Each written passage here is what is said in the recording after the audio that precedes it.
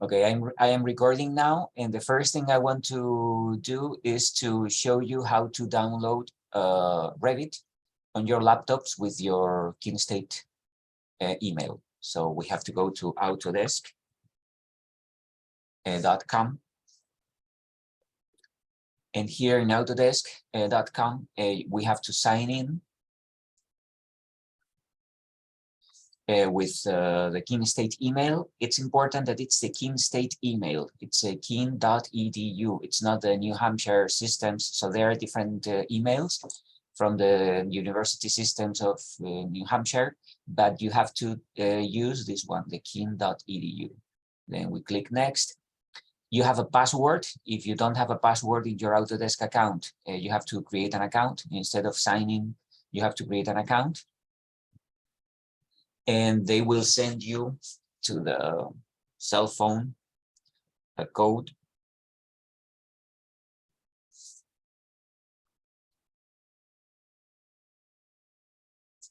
This is my code, it's not yours, okay? So they will send you a code to your phone. And then once we do this, we are in our, I think here, yes. So now you are logged in with your account. And we have to go to products, and we can use Revit. And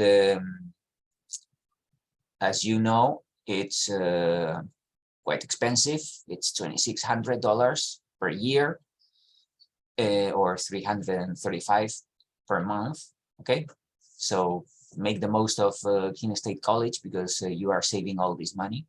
You have to download the free trial, but then you have to use the education tab, educational community.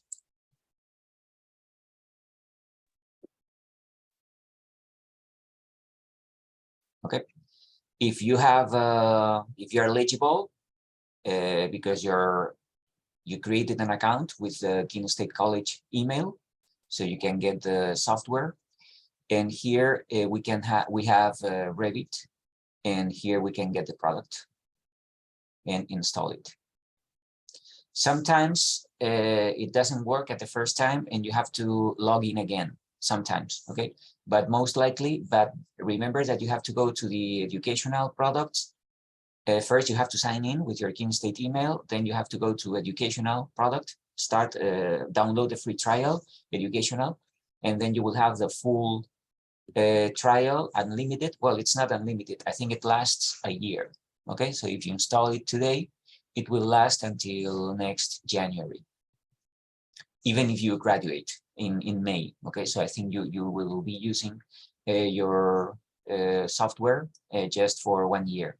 After 1 year, they will ask you to sign in again, to download Revit again. And if you're not a student anymore, then you will have to pay for it. But this is how it works, okay? So first, make sure that you have Revit on your laptop. Second, download this 2023 steel template. And okay, before doing that, I'm going to show you something else. I think it's in downloads. Okay, so this is a template, and the extension is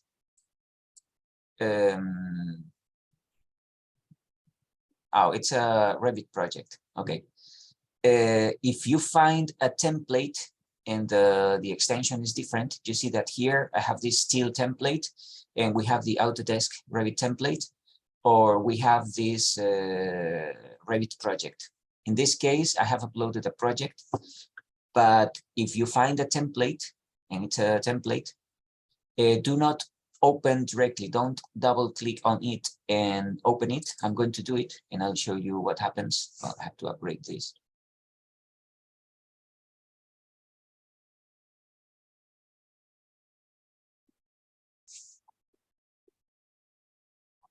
Okay, if you open a template directly, if you want to save it, you have save as, you see that I can't save it as a project. I only can save it as a template. Is it an issue? Well, it's more professional working with a project instead of a template. A template is something that it's blank like this, and it has all the families that we need on it. So when we start another project, we use the blank template, because all the families that we are using and all the features that we have, the project units and all that stuff, they are already set. But it's more professional working with a project. So if we do this, we have to open. No, we have to create a new. Yes. So in this new, we can create a new project, and we can browse the template that we want to open. So I have to go to downloads. Where is it? Here. And here I have a template.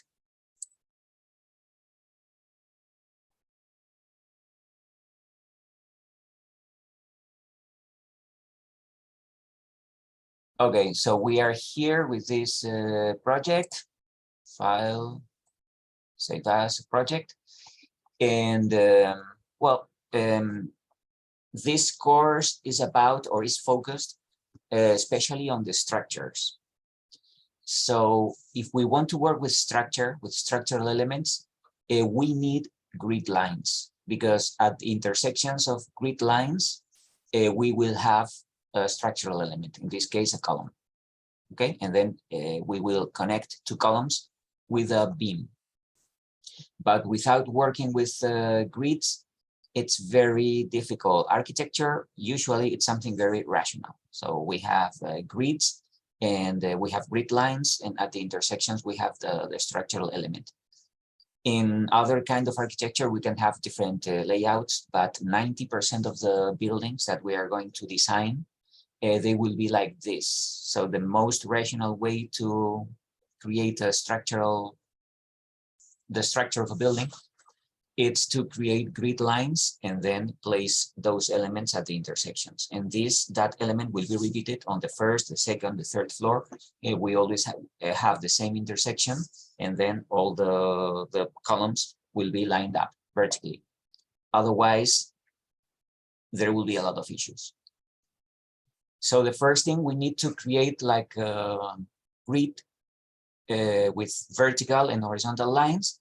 And then today we're going to start designing the structure from the foundations up to the roof. So we will create like a 2 or 3 floor building with different spans, and that will give us the chance to talk about different kind of structures that we can find in buildings.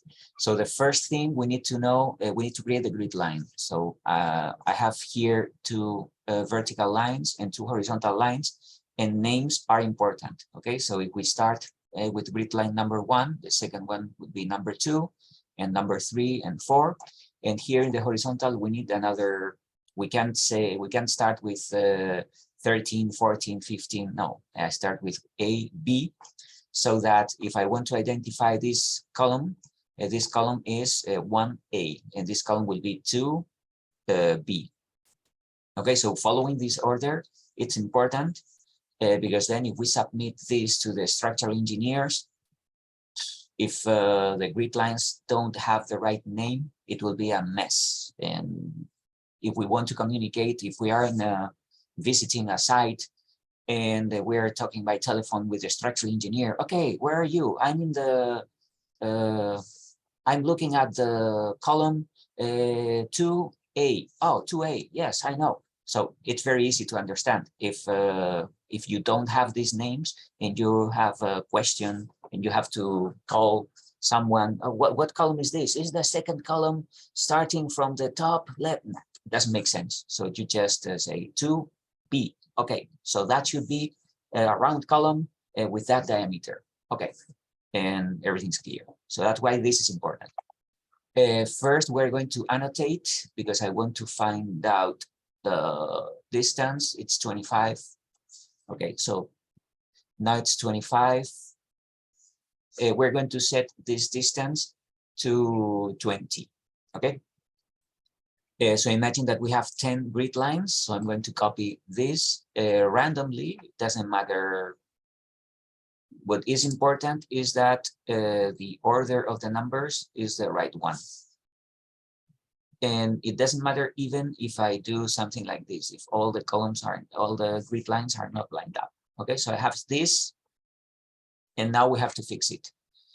First thing we have to fix, I want all this distance to be the same. I have 10 grid lines, and I want to fix that distance. I want to fix the same distance between all the grid lines. How can I do that? I can use annotate, aligned, and now I'm using this tool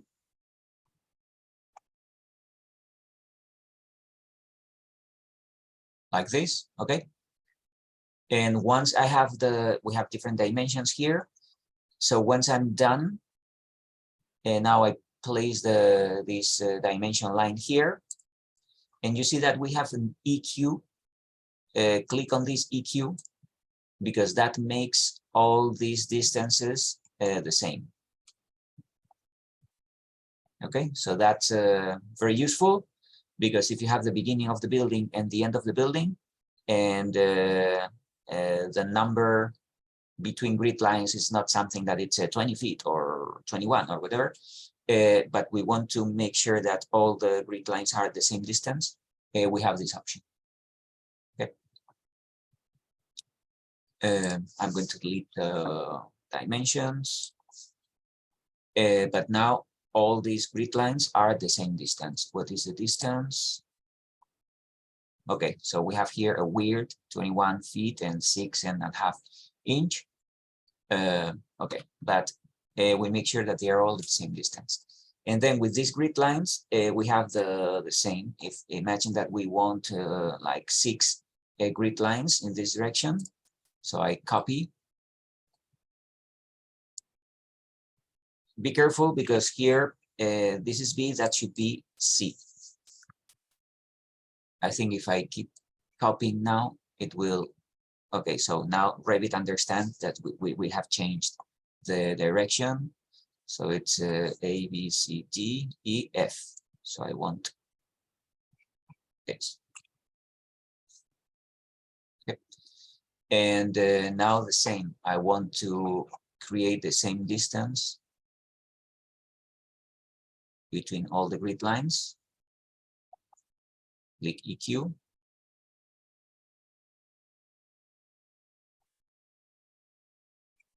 What?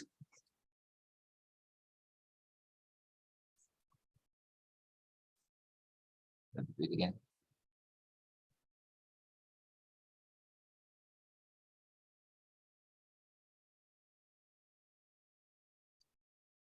Element is too small on screen.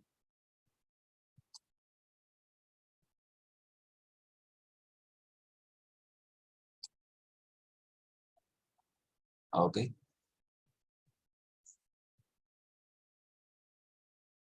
I don't know why it is not working. Let me see.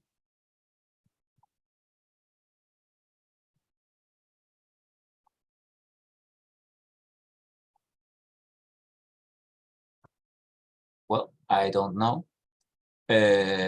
So I will figure it out.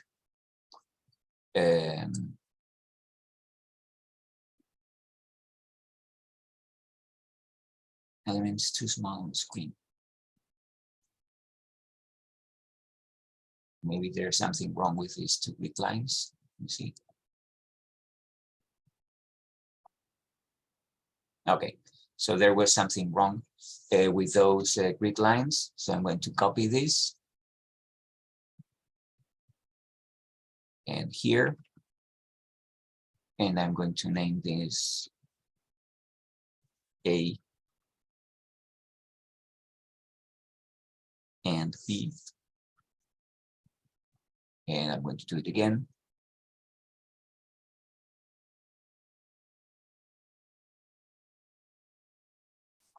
Okay, now it works. I don't mind the distance, okay? So you can have different distances, but it's important that the distance between grids is around 20 feet, okay? So this is 21. And this is 16, okay, something like that. It can be 20 something by 20 or 25 by 15, but it has to be something like that, around 20, both grid lines. And why is that? Because when we have a grid like this, we have a structure that can be, so I want short spans and large spans. So a short span, it's something around 20 to 25. That requires a type of structure. But if we have more than 20 feet, we have 40 or 60, then it requires a different kind of structure. Okay, so make sure that that grid is around 20 by 20 or 20 something by 15 or 16 or 19 or something like that. So that's the grid line. And as I told you, we need this because at the intersection of grid lines, we're going to have structural elements. By the way, if you have any questions, or if you're not following me, or if you have trouble doing this with Revit, let me know and I'll stop. And if you want, you can share your screen and I can help you fix if you have any problems, okay? If you don't tell me anything, I will continue. But if you have any questions, please interrupt and let me know that you don't have any trouble doing this. So let's take a look at the elevations. We are here working with the east elevation, and by default, I have all these levels. Okay, so I have level -12, level 0, and then 15, 30, and 39. Why is that? Well, I want the basement. Okay, so this level -12, it's the foundation level, and then level 0, it's the first floor. So that will be the basement. It will be underground, and level 0, it's the first floor. And then we have second, third, and the roof here. If you look at the east elevation, we can see here all these grid lines from A to F. If we are in the south or north elevation, we will see the numbers 1 to 10. Okay. So we are on level 0, but level 0 is not the foundation level. If we want to start with the foundations, we have to go to level -12. So let's go to level -12. And here we have all these things. Well, make sure that all these elevation marks are here, because the building is going to start here and it's going to end there. So make sure that the elevation marks are out of the building footprint. And then on level -12, what's the first thing that we do in buildings? The foundations. So in foundations, if you go to structure in Revit, here we have the foundations. So we have foundations, isolated foundations. We have this when we have columns. We have wall foundations. So we have a continuous foundation that it's underneath the wall, or we have slab. Okay, so sometimes we don't have footings. Those are footings. This is the isolated footing, and this is a continuous footing, a wall footing. Okay, but sometimes we need a slab. So that it's about calculations. We are not calculating anything, but anyway, depending on the soil, sometimes we need a slab. Usually, when the soil is bad, we need slabs. If the soil is strong enough, it's rock or something like this, we use isolated foundations. Today, we're going to use isolated foundations and wall foundations. Okay, we're going to use both. And so around the building, we will have a basement wall. And then at the intersections of interior grid lines, we will have isolated foundations. Okay, so if we are in this tab, we are in structure.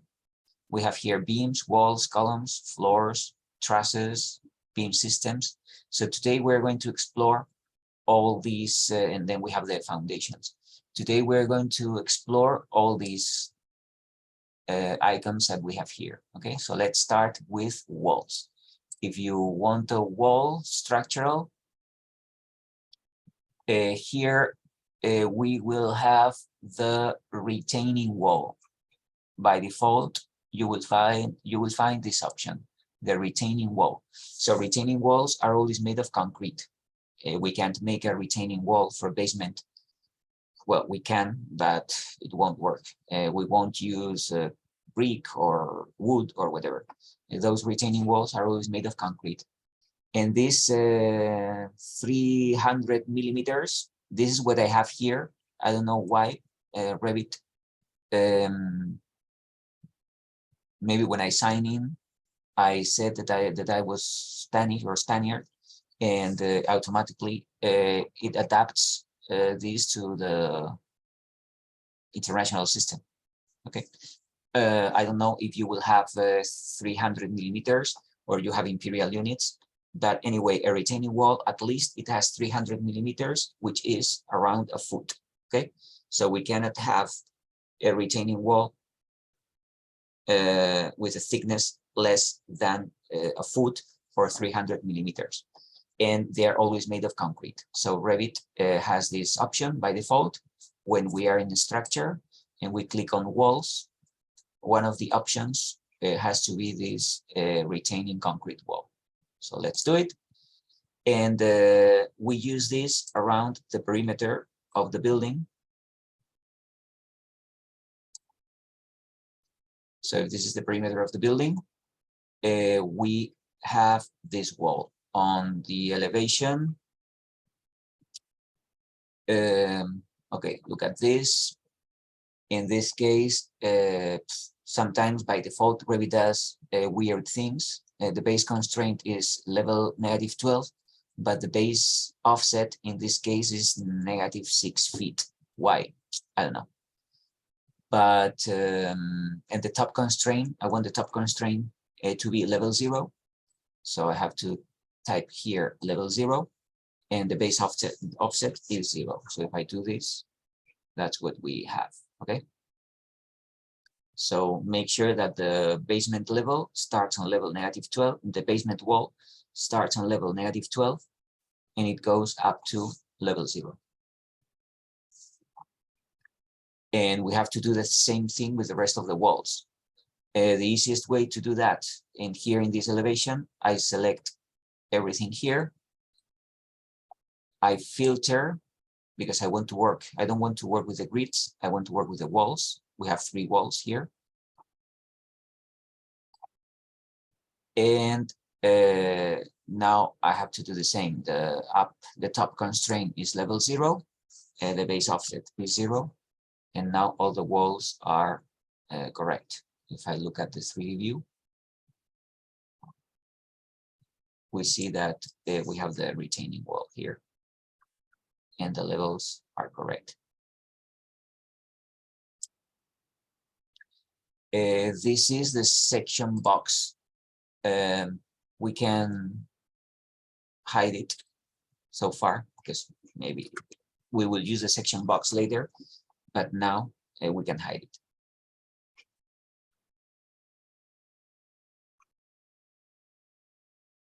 Okay, so we have now I'm not on level 0, so I'm going to because I'm working on level -12. So now, how do I create foundations for this wall? We need a wall foundation.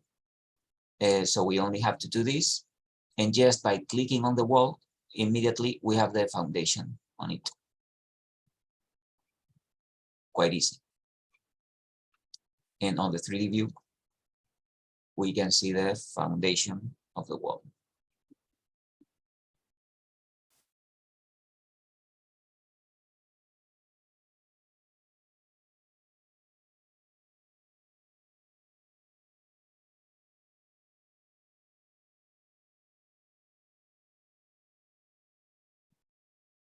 the foundation can always be edited. Okay, so here by default foundation is, if we edit type, we have here the width, the thickness, the length. Okay, so if we want to change this is 2 feet and I don't know how many inches. If we want to change it to 4 feet, for example, I can do it. And then all the foundations change accordingly. Okay, so we have a default one, but we can edit type. And by editing type, if I want the thickness to be 1 foot, now everything changes.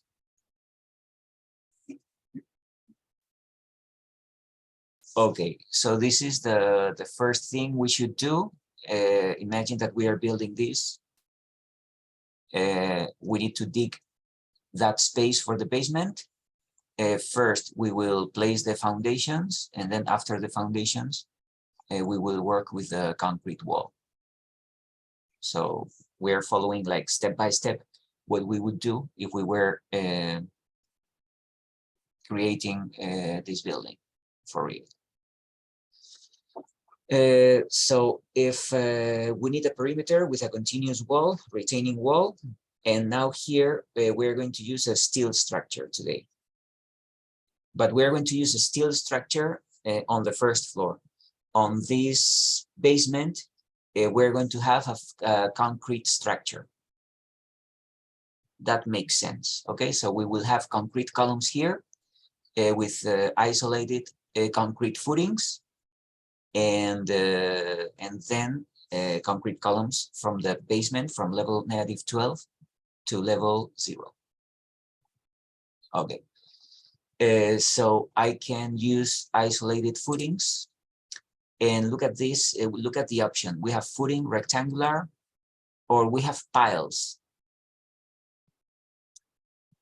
Well, those piles, as you can see, it's something that goes very deep in the soil. We use this when we have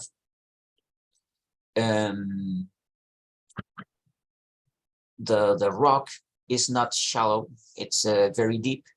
So when we don't rely on the soil that we are working with, then we need to find a solid rock, and then we have to go deep. So that's why we use this. Again, it doesn't affect the project itself, the design, because the building, we don't see what kind of foundations we have, but most of the problems that we have in buildings, it's because of bad selection on the foundations. So we need to test the soil in terms of its strength and different components of the soil. And depending on that, the structural engineers would recommend one foundation or another one. As I told you, if the soil is not very good, it's not very reliable, we'd better use these pile caps.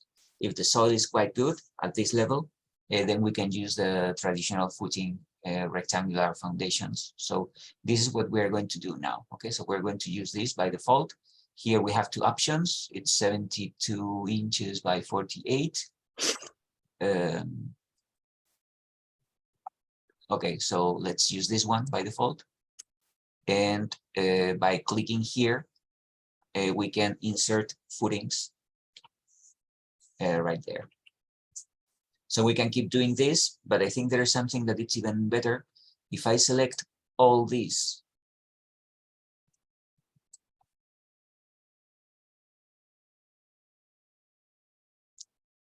and where's the isolated footing? Here.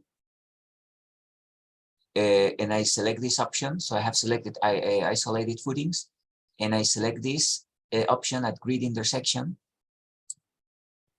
And then I select the grids. You see that now I have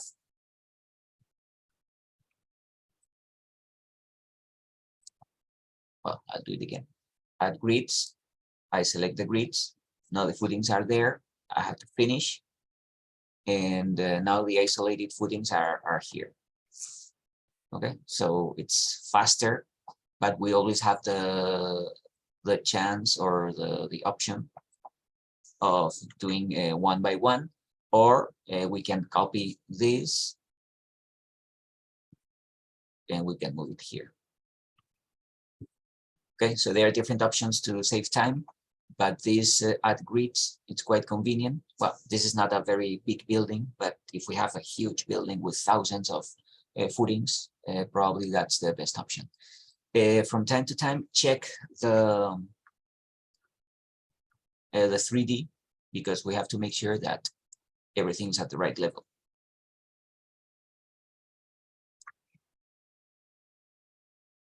Okay.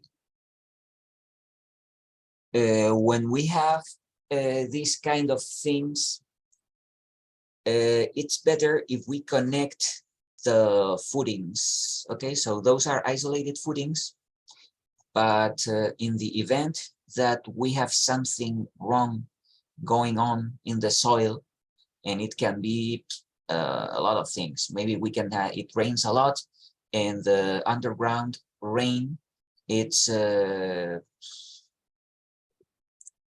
I mean, it's affecting the soil that we have underneath the building, but not the whole building, just probably maybe just this grid line. Okay, so for some reason, we can have underground water running in this direction, and then it will affect the soil that we have underneath all these columns.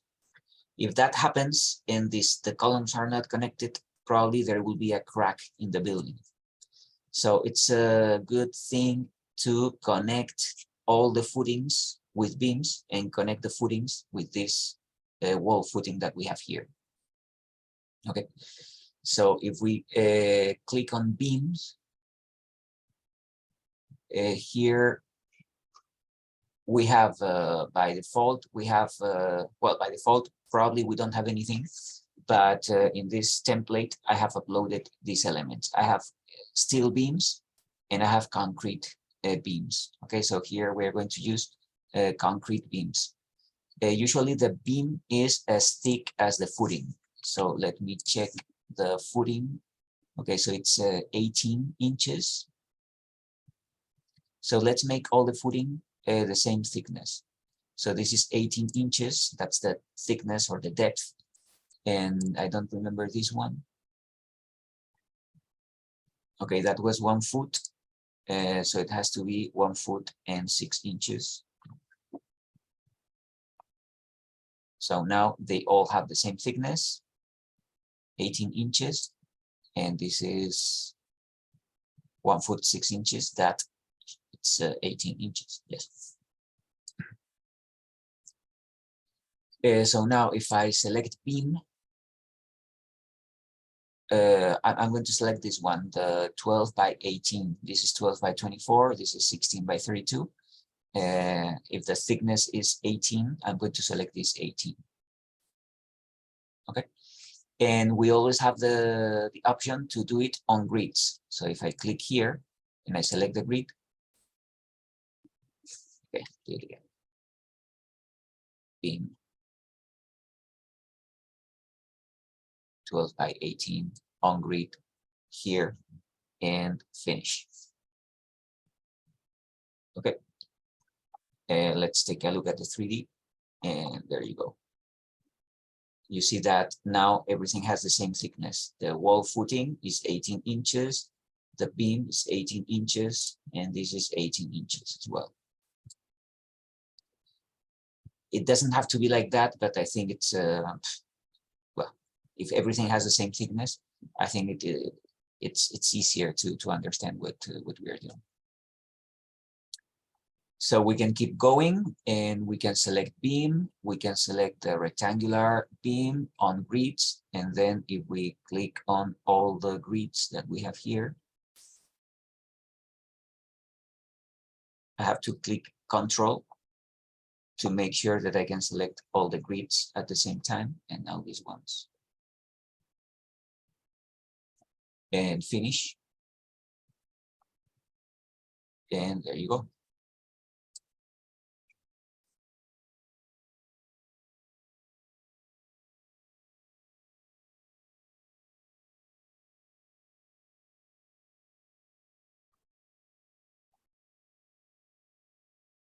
Okay, so this is the first thing we would do. Well, probably we would do first the footings and then the walls. But in Revit, you have to create first the wall and then click structural foundation wall, click on the wall and the footing shows up. Okay, so, but in the real world, first we will cast the concrete for the footing, for all the footings and all the beams. And finally, we will create the retaining wall. So now 99% of building foundations are like this. If we have a basement, we can have isolated foundations like this. They can be footing or footings like that, or they can be caps with the piles going until they find the solid rock.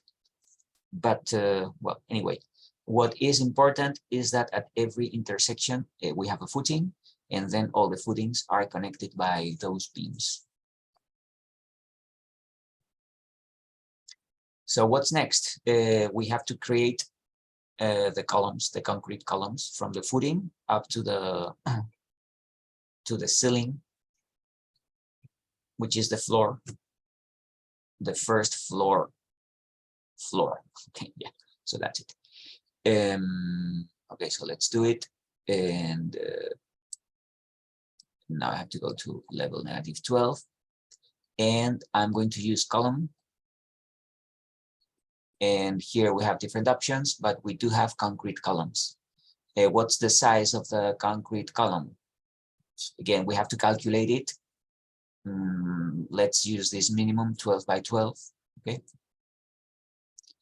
And I can select add grids. If I select add grids, I can do this. You see that column shows up here. I finish. And an attached structure will be removed to the bottom of the column. Yeah, okay. You see what happened? This is because by default, this column has a base offset of -9. Why? I don't know. Revit sometimes does this kind of things, but it doesn't matter. I select all the columns. The top level has to be level 0. The offset is 0. And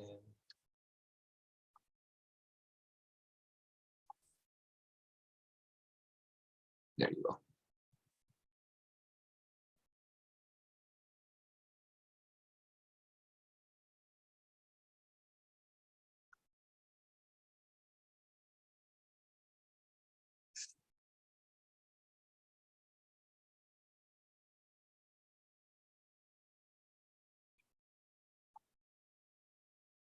Okay, I want to show you the real world. Okay, so if we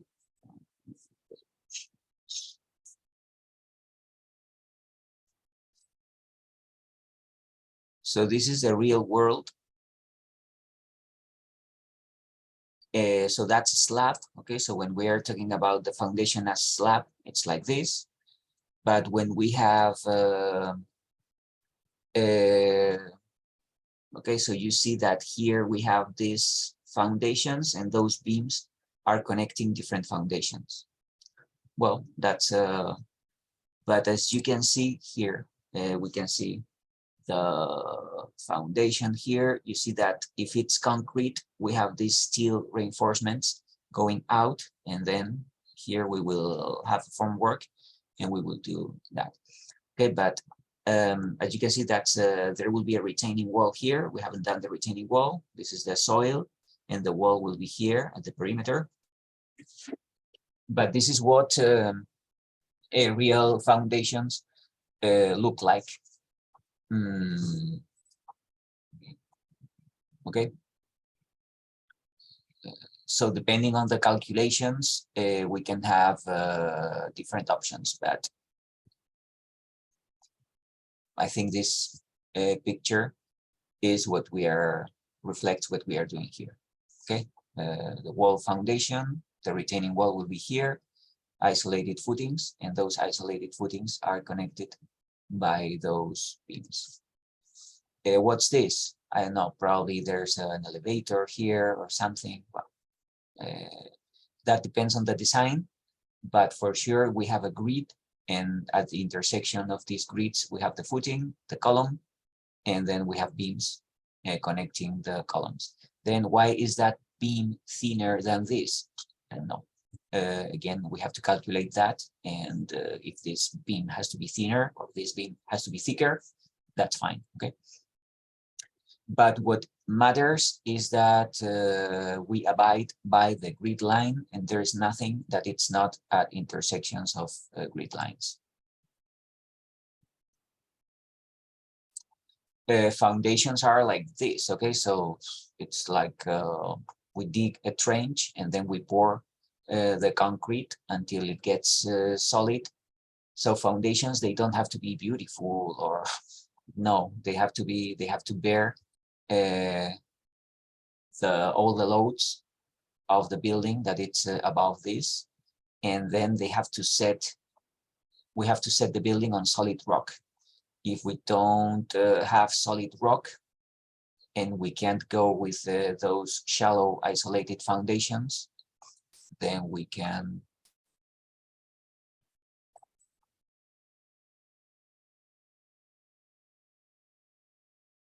design deep piles like this. Okay, so this is this soil is not reliable, and then we have to dig those piles until we find the rock or the solid soil. Okay, so this is much more expensive. It's quite complicated,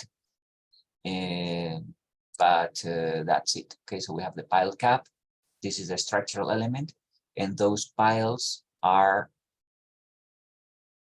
the extension or the length of these piles depend on the depth of the hard density or the rock, the soil.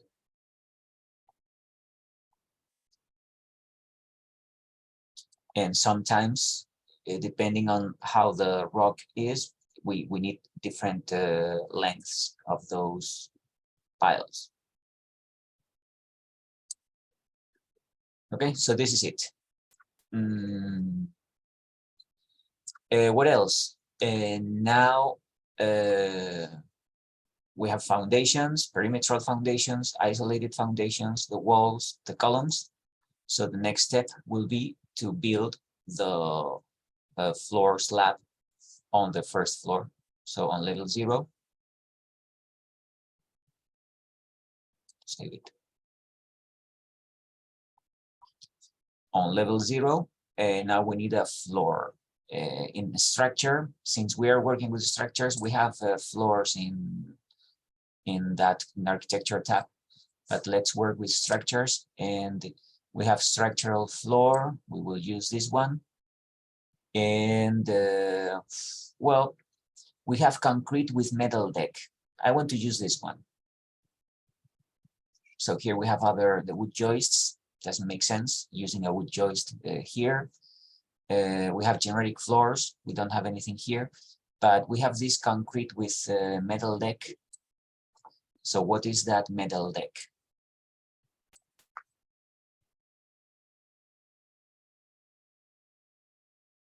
Okay, so we have this is like a formwork, and then we cast the concrete over this one, and then we have bars for reinforcement. Okay, so this is very popular because it's quite easy to work with these kind of floors. Okay, so here you see that we have these steel elements, we have the reinforcements, and then we will cast the concrete, and we will have this. So it's okay. So here they are casting the concrete here. Okay, so it's made of this steel element, and then we have a thick layer of concrete here with steel reinforcement there. So this is the kind of floor that we are going to use with Revit now.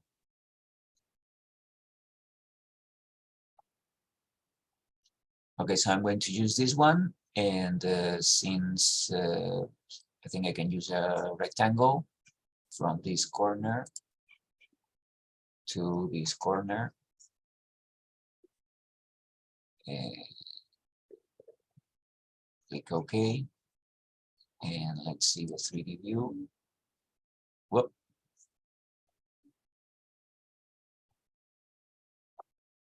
I want to set it on level 0. There you go.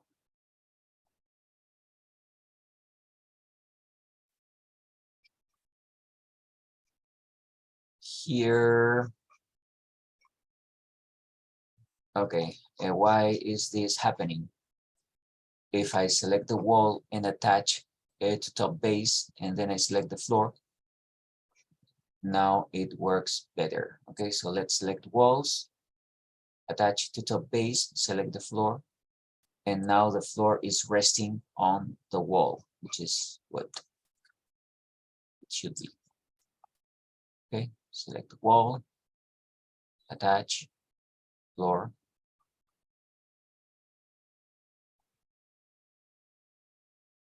wall, attach, floor.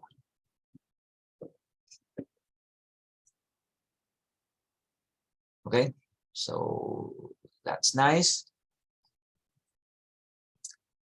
And now we're going to continue this building with a steel structure. Okay, so we're going to create a grid of steel columns. So here in columns, we have the concrete rectangular columns, and we have the W-shaped columns. Okay, so let's find out what this is.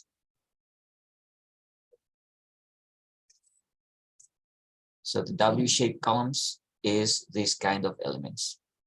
Okay, I think this picture is good enough, because here we have the I-beam. I is this, and the H-beam is this one. Okay, so this is an I, and this is an H. So what's the difference? We need to know something about structures, but usually we use the I-beam for beams, and we use the H for columns. Why? It depends on the moment of inertia of this figure, of this shape.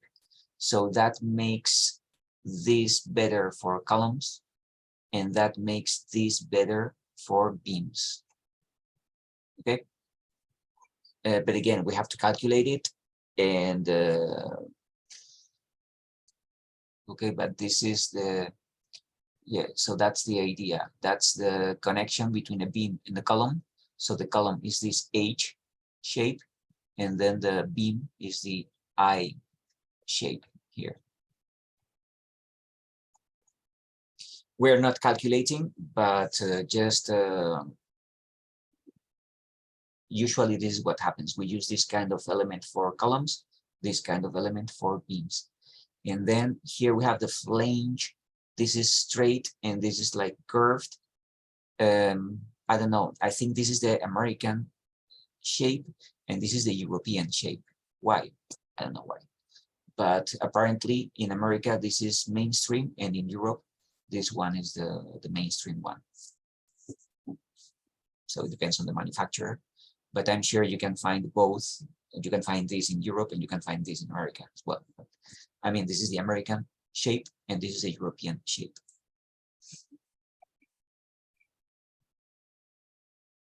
Okay, so what do we have here? We have limited, we only have these two W-shaped columns. So let me,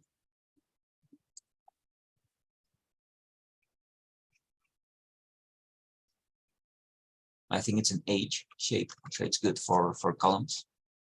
And by the way, I have inserted one, and you see that by default, this is here. Okay, I'm going to delete it, and I want to start on level 0. So on level 0, there will be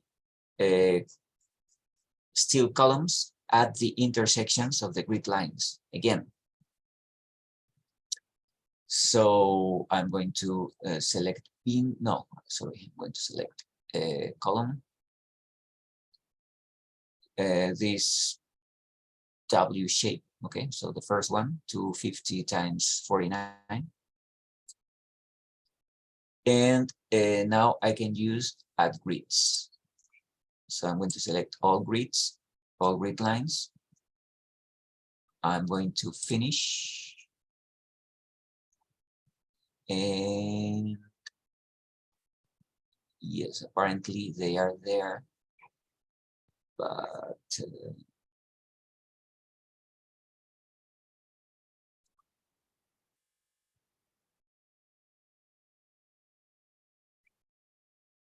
yes, they are there, but they are not in the right level.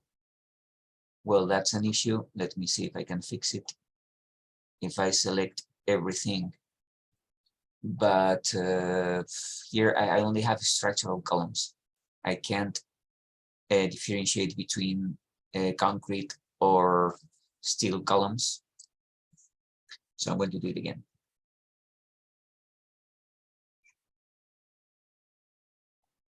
So I'm going to select columns, the same shape.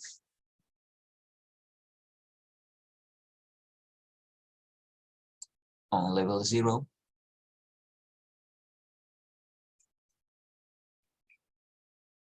And I'm going to place it here. Where is this column? It's on level 0 with this offset -9. So I want this to go from level 0 to level 15 and the offset 0.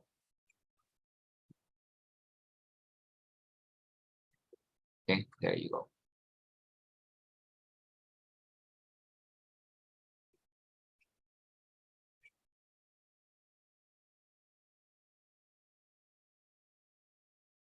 Okay, so now I'm going to copy.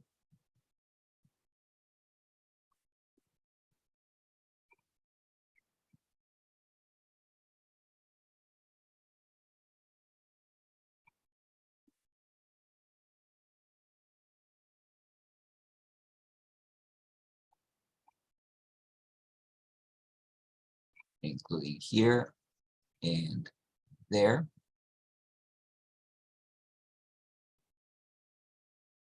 Okay. Now make sure that they are all in the right position. And now I'm going to select all of them and then copy.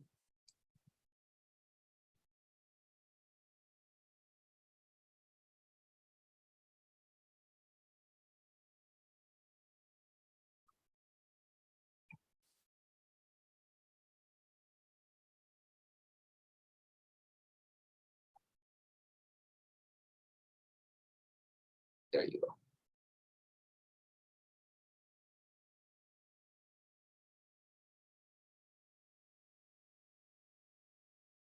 Okay, but I told you that now, depending on the span, the structure can be different. Okay, so on this level -12, we have all these concrete columns because this is a basement, and in the basement we don't need special spaces or whatever. So I place a column here, and well, that's the layout. But here on level 0, I want to do something different. So I want to open like a span here. So I'm going to remove the columns here.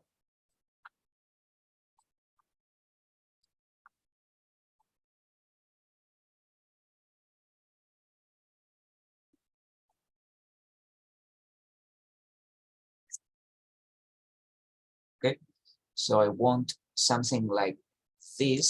So I want a special thing here that will be a double volume, and I don't want any columns in that place. Okay, I'm going to remove even this one, this one, this one. Okay, because I need a structural solution for this part of the building, in which the span of the columns is around 20 feet. But here we have a span that is 20, 40, 80. Okay, let me.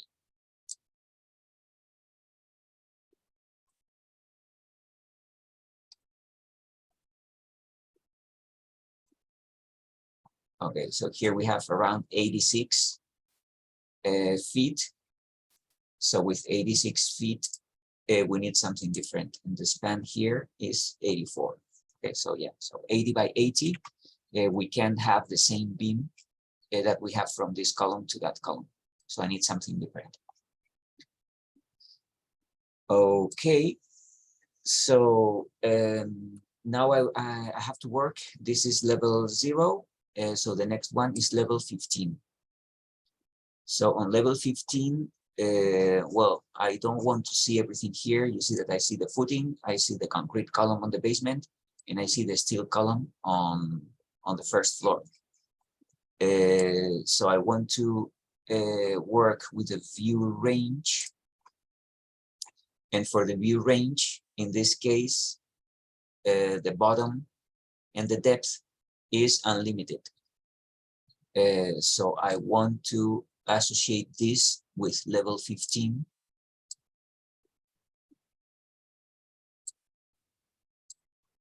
And now I only see the columns here.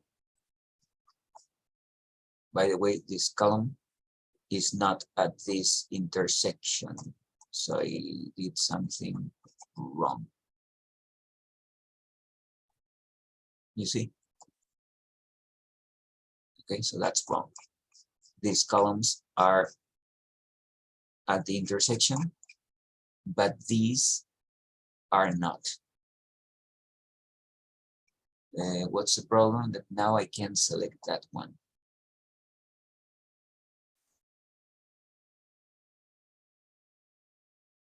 So let's go to view range. I'm going to use an offset here. Let's say negative 10 and negative 10. And now I can select this. Okay. So I'm going to select all these columns, move them, because it's very important that this midpoint is at the intersection. And the same thing here. Move.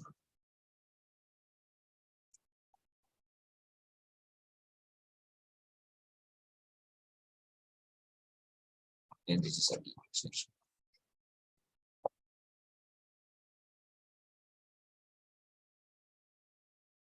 Okay, that's important. If we make that mistake, then the calculations will be a mess, because if everything, if all the columns are lined up vertically, that will work very well from the structural point of view. If the columns are not lined up, the calculations will be a mess. So take your time and make sure that everything is at the intersection of grid lines. Okay. So what's next? I need to work on this level 15. I need to work with beams. So I go to structure, beam, and not concrete beams as we did before. Now I want these W shapes. I have different options here. And well, I will explain you why we have different options. So let's select this one, 310 by default.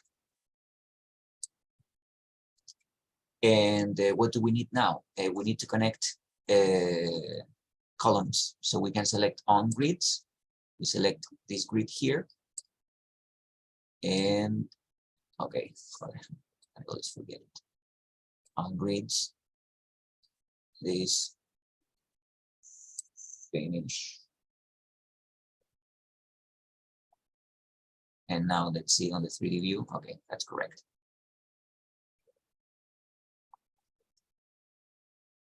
Okay,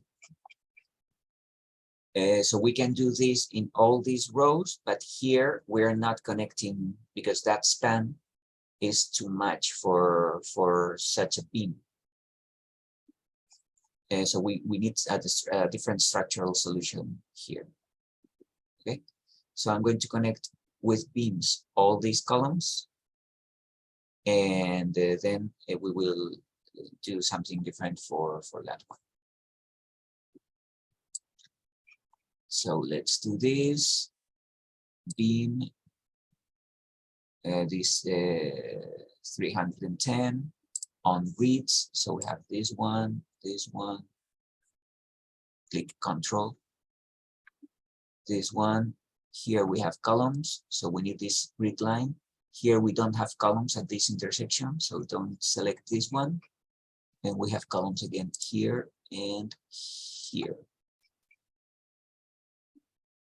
We can select this because we need a beam in this direction. We need a beam in this direction. Let's finish.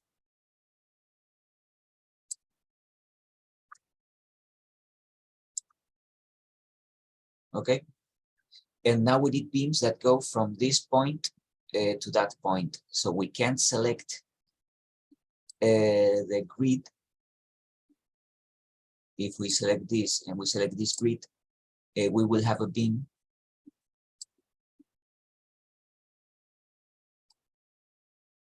Okay, let's do it again.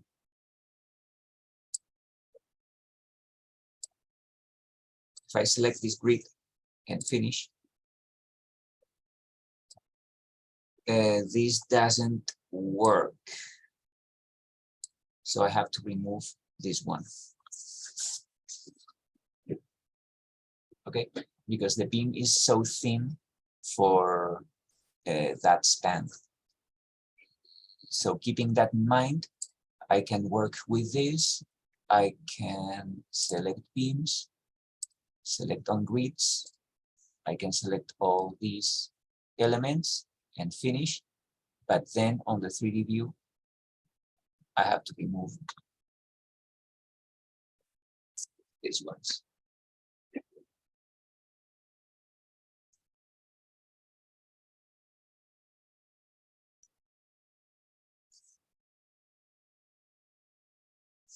Okay, so that's what I mean.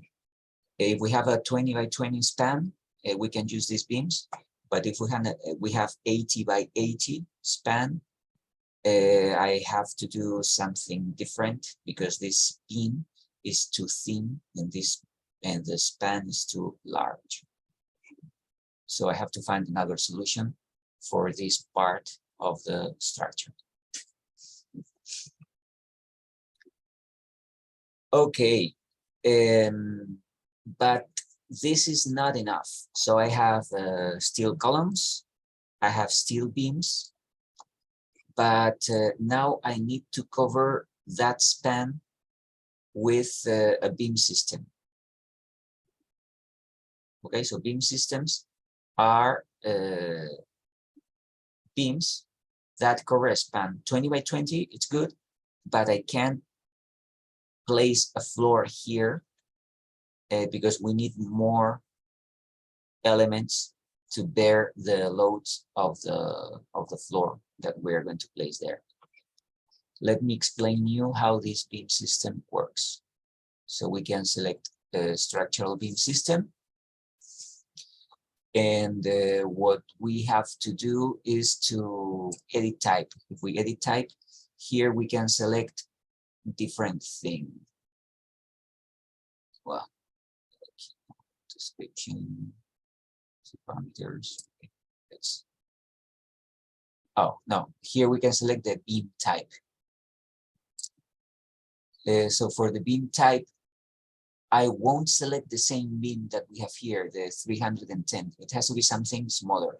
So I think this 8 by 18 will work well. So let's see what happens.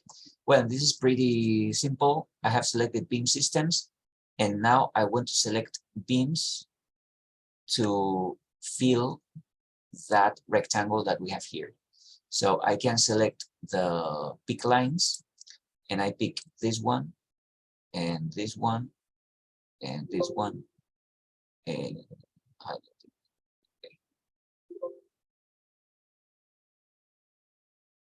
let's cancel because there's something. Let's go to level 15 and let's do it here. Beam system. We have the automatic beam system or the sketch. If we have the automatic beam system, we just hover the mouse here and we have it. But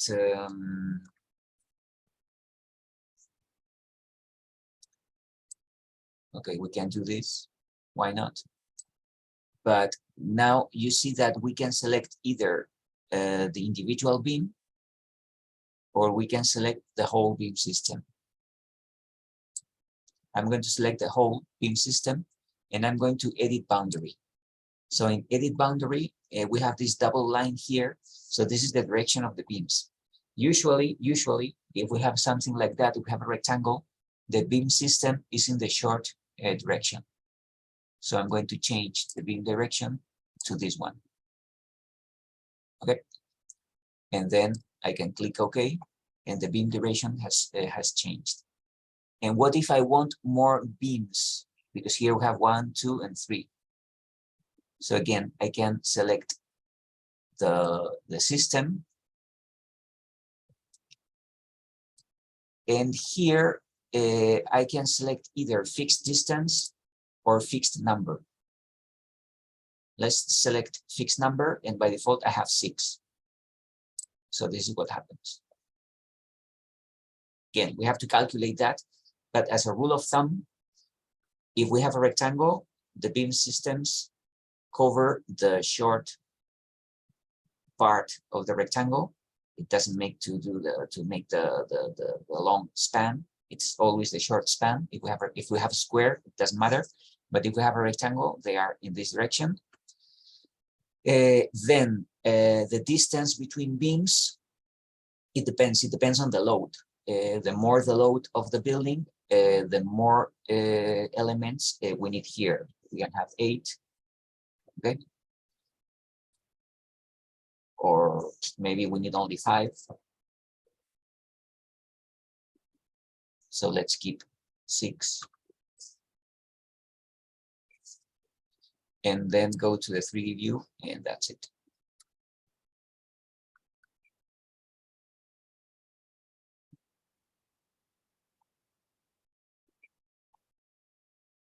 Okay, so again, let's look at the real world. Well, here you see in this picture, you see the main beams, and then you see the beam systems. The main beam is always thicker than the beams of this beam system. Okay, so you have a lot of examples like that. Those are mean beams, and those are beam systems. And this beam system is always thinner than the main structural beam there. Another picture here.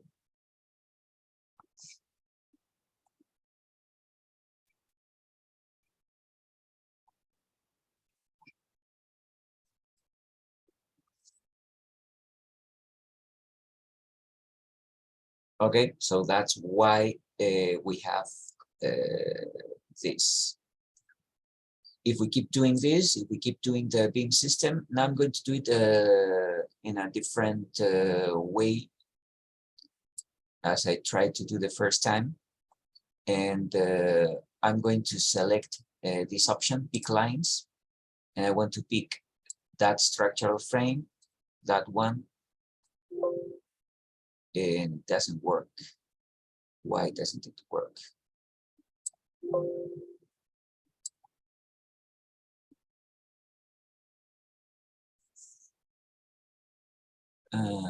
Probably the work plane is on level 15. Yes, that's it. Beam system, sketch, set work plane, it's level 15. Yes. And now I want to pick lines here.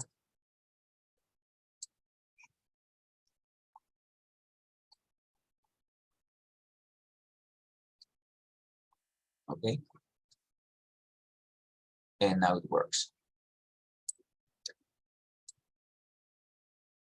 But again, I have to select this, and it's very important that if I have select fixed number and it's 6, and then edit boundary and the beam direction, it has to be the same for all of them.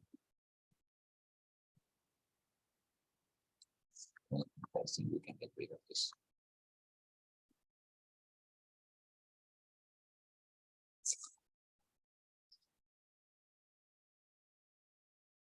Okay, so there are two different ways to do that. We can select the automatic beam system, or we can sketch, and then we can do this. Anyway, if all the beam systems are the same, I can use the automatic one, but make sure that we have fixed number 6.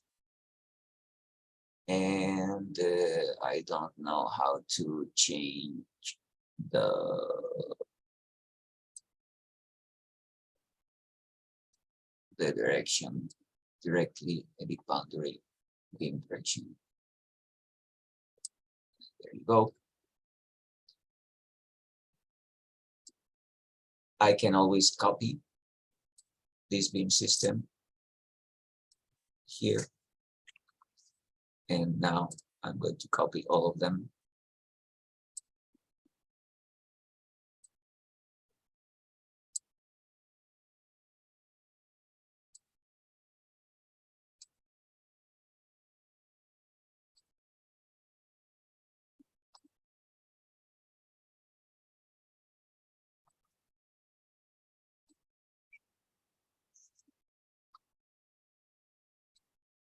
There you go.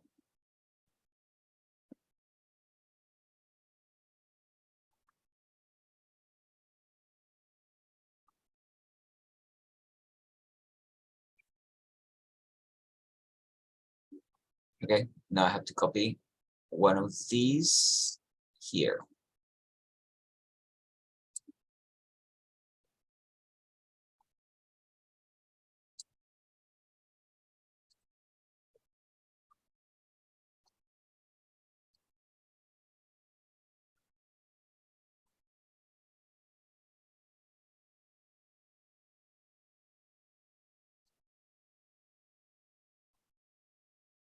Well, by doing this, you can understand why I have insisted on the grid lines. If the grid that we have created is always the same, we always have the same dimension between grid lines, we can easily copy these kind of things. If each grid line is different, I can't do that. I can't copy things because the span or the dimensions between grid lines are different. And it takes more work in Revit, but again, it takes more work in the real life. If in the real life, we always have the same dimensions for the manufacturer, it's easier to cut all these beams with the same length. That not, okay, no, this beam it's 20 feet and that beam is 21 and the other beam is 20 feet and 6 inches. It's a mess. And the more work, the more money. Okay, so that's why being rational and abide by the same dimension in the building, it saves time and money. Unless there is a reason for that. You might say, no, but my building, I have a corner and I cannot create like a rectangular building because I have a street in this direction and the modules have to be different. Okay, if there's a reason, it's fine. But if there is no reason, just make sure that all the grid lines are the same distance and you will save a lot of time and your clients will save a lot of money. Okay, so let's continue. Imagine that we have the basement, the first floor, and we want the second floor. So once I have done this, I can copy the columns, the beams, and the beam systems, and I can move them well, in this case, if I'm working on the 3D view, I can't move them in this direction unless I remove constraints here. And then I can move it up.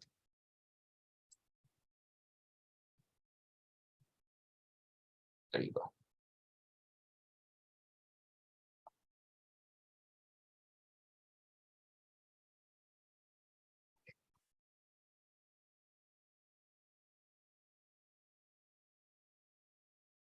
Okay. So again, I can do this because the levels are the same. If the first floor is different than the second floor, I cannot do it easily. But since the distance or the height of two levels is the same, so I can do it. And now I want something special for this. When we have large spans, beam and beam systems don't work. So I have to work with other structural elements that are trusses, structural trusses. Okay, so this is a truss. Let's look at the truss.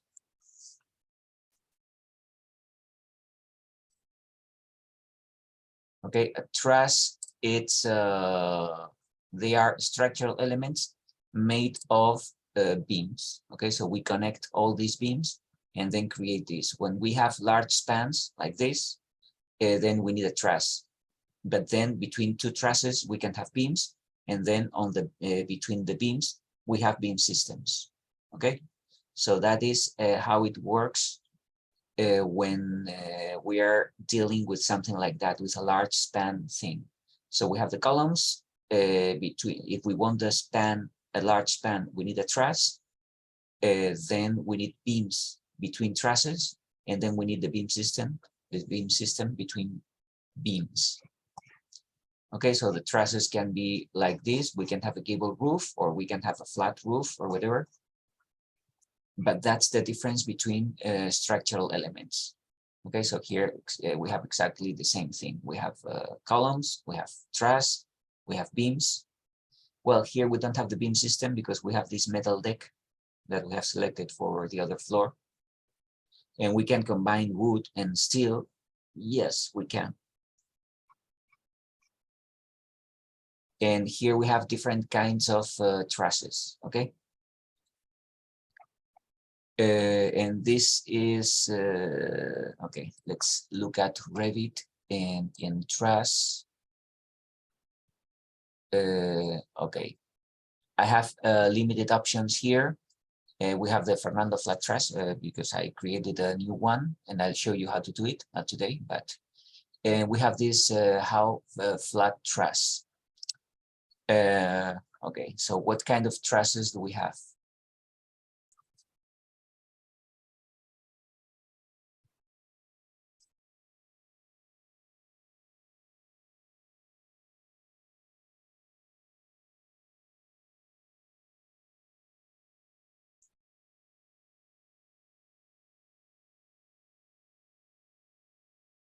Okay, so we have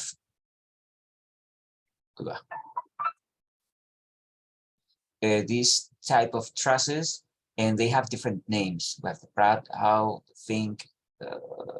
So we can have triangles, or we can have trusses for flat roofs. Well, it depends. You see that the bars are different. Again, it comes from the Baltimore truss, the K truss. So it depends on the loads that we have. Again, we are not calculating these kind of things, but we have different shapes, and it's not aesthetic decision. It's something that has to do with the structural performance of the truss. Okay. Since we are not, but you see that, and they are named after, probably after engineers, Mr. Warren or Mrs. Howe, or I don't know. So different engineers, they designed those trusses for specific purposes, and now they are named after them. Well, in this template, I only have we only have this one, the how.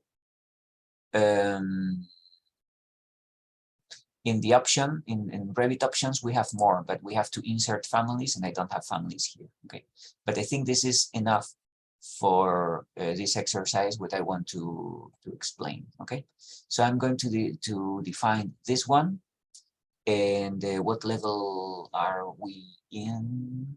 It's not level 15, it's the next one. Okay, I want to work on level 30. Level 30. And this is like a square, so I don't know, I can use the truss in this direction or in the other direction. It doesn't matter. Okay, so I'm going to use the vertical direction. So I'm going to use this, the truss. It's important that I select the intersection of the grid. And I want to go all this way.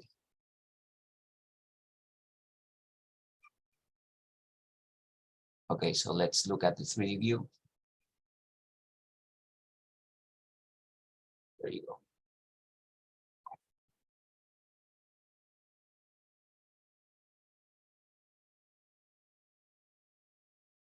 Okay, so this is how it works. We need this truss because the span is so large that just a beam system wouldn't work.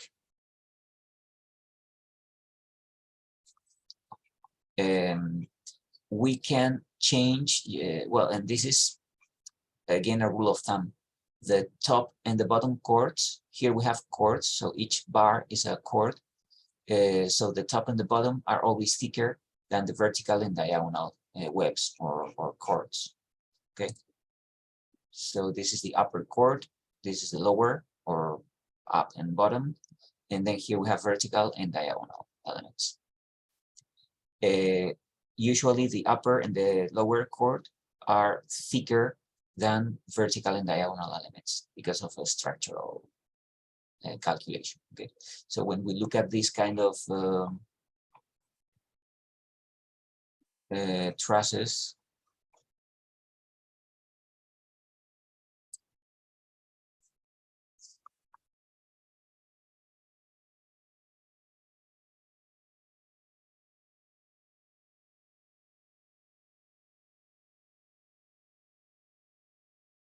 you see that usually these chords are thicker than those. It can be round, it can be made of these W shapes. So it's different, but what is clear is that the top and the bottom chord are always thicker than these elements. So we're not calculating, but if you don't see something like that, people won't believe that this is a real truss. So if the top and the bottom chords are thicker, people can, okay, yes, so that's a real truss. But if we don't have this proportion, it doesn't look nice. Okay, so sometimes we don't have to calculate anything. If things look nice, they will work well. Okay, but you can see different examples, and this is always the criteria, is that in this case the red ones are thicker than the gray ones. Okay, it always happens like this. So this is a truss that I have already created. The default trusses in Revit, they are horrendous and they don't have this, but well, I created that family and it works well, but we can always change it. Okay, so if we select this and we edit type, here we can select the vertical web, the top chord, the bottom chord, and here we can set framing type, and here we can select the frames that we have uploaded before. Okay, but that works well. So how would this be? I can copy this one.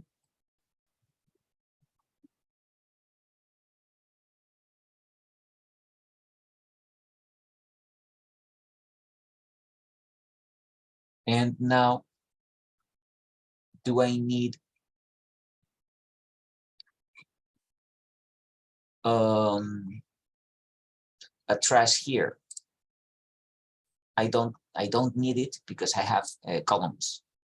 Okay, so if I have columns, I don't need a truss. I need a truss where I have a large span without columns.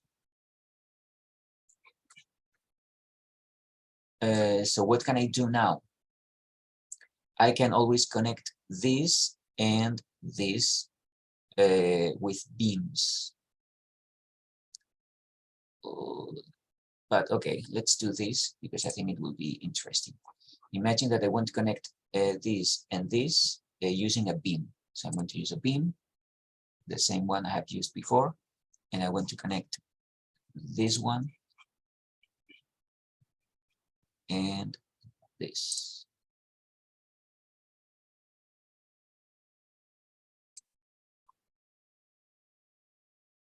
Okay, but this truss most likely will be the roof. So I don't know, I can do something different here. But for example, if you want to connect this to the top cord, there's a way to do it. If we select this beam, sorry, this beam here, you see that we have numbers. At the beginning, we have 0, and at the end, we have 0. So that's the elevation of those points. If I click here, for example, 3 feet or 5,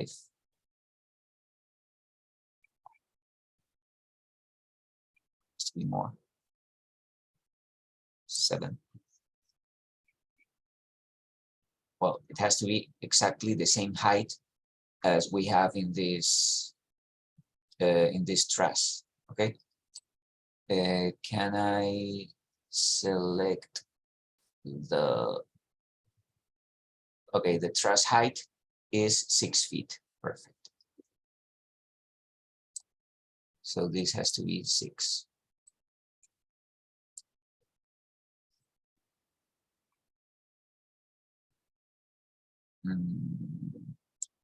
I'm not happy because, well, these two elements have to match. But anyway, I wanted to show you that we can create tilted elements just by changing the. So if I want to change this, for example, this is 2.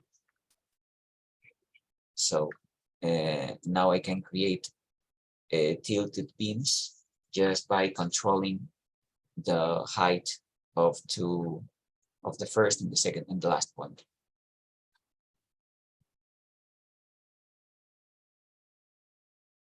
But anyway, I think we have to solve this now, this roof, but that will be the topic of the next class. What have we done today? Well, we have used the structural or the structure tab.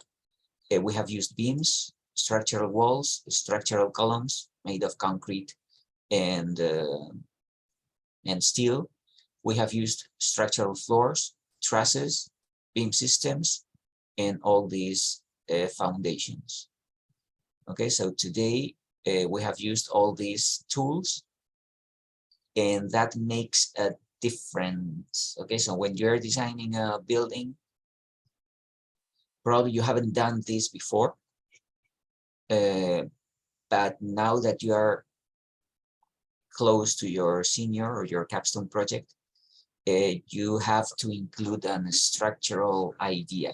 We're not calculating anything, but at least you have to analyze your projects. And if we have spans that are around 20 by 20, we can go for this solution. If you have larger spans, you should use trusses and things like that. Okay. So this is for the architects, and for the construction managers.